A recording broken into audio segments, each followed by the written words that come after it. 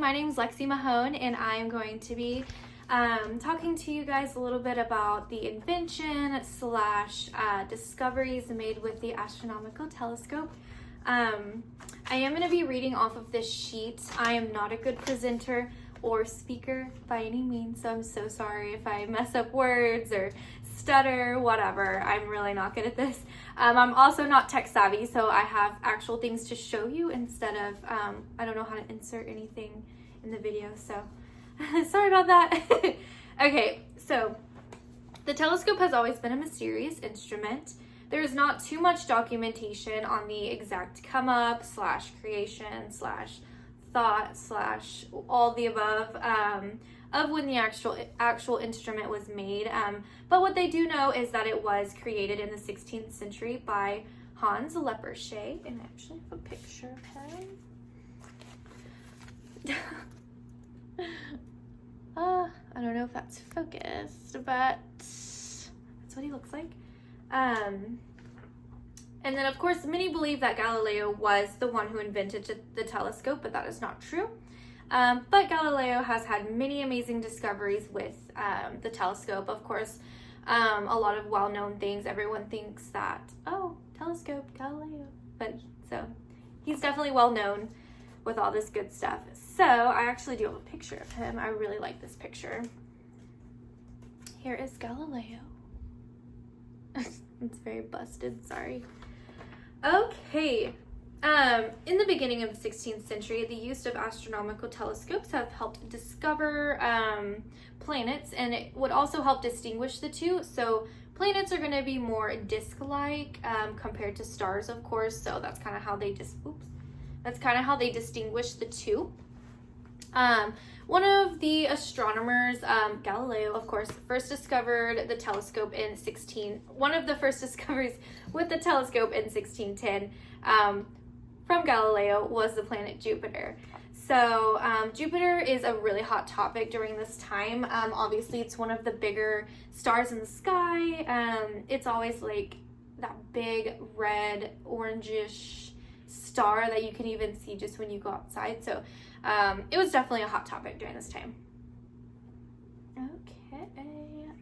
So I inserted a quote in here as well. So it was so mesmerizing to Galileo that he quoted, "On the 7th day of January in this present year, 1610, at the first hour of the night, when I was viewing the heavenly bodies with the telescope, Jupiter presented itself to me."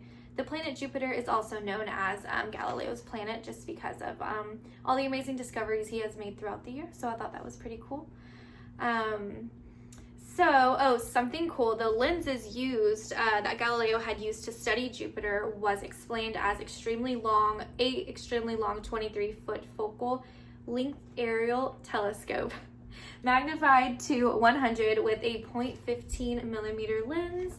And I actually have a cool little, I doubt it's the exact picture, but this is like a good example of what it would have looked like in these days. It's definitely not as big as I thought it was. This is a very thin lens, so I thought that was pretty cool. Okay, so it could be due to the low magnification of the time, but Galileo described Jupiter as a blob. And then later in 1778, a huge discovery was made with Jupiter. So basically what they discovered is that Jupiter's characteristics actually move and rotate. This discovery was made by astronomer William Herschel when he would make sketches of his observations with Jupiter through his telescope, and he made these sketches for philosophical transactions. That's what it's called.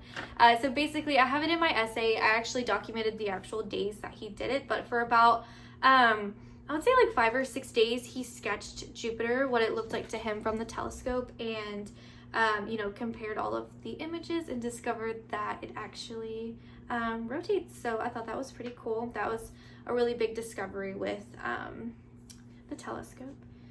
Okay, and then about 15 years later, Johann Schroeder, I feel like I said that wrong, also discovered something about Jupiter. The famous red spot found in the southern hemisphere in 1972 was described through the lens as a circular spot bright in the center with a dusky shading area around the circumference.